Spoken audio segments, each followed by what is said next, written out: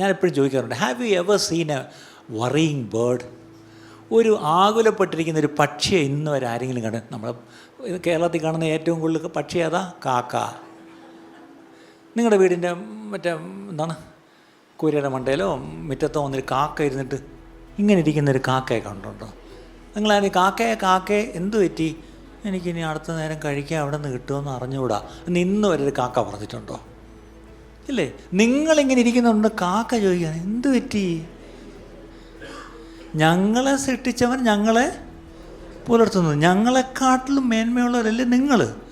തൻ്റെ സ്വന്തം ചായ സൃഷ്ടിച്ചതല്ലേ?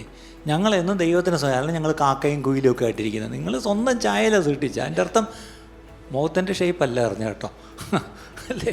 അങ്ങനെ സൃഷ്ടിച്ച നമ്മളിങ്ങനെ ഇരിക്കുക. കാക്കയ്ക്ക് സംസാരിക്കാൻ പറ്റുമെങ്കിൽ എത്രയോ കാക്കകൾ നിങ്ങളടുത്ത് ചോദിച്ചേനെ. നിങ്ങളവിടെ നിന്ന് പട്ടിയും പൂച്ചയൊക്കെ ചോദിച്ചേനെ നിങ്ങളടുത്ത്. വീട്ടിൽ പട്ടിയുള്ളതെല്ലാം ഉണ്ടോ? അല്ലേ? ആ പട്ടി ഇങ്ങനെ ഇരിക്കുന്ന കണ്ടുണ്ടോ? ആ പട്ടി വരെ ഓടിച്ചാടി നടക്കുന്നു ശരിക്കും പറഞ്ഞാൽ, അല്ലേ? നിങ്ങളുടെ വീട്ടിൽ കാണുന്ന പൂച്ച, അതിന് പോലും ഒരു സങ്കടമില്ല. പക്ഷെ നിങ്ങൾക്കോ?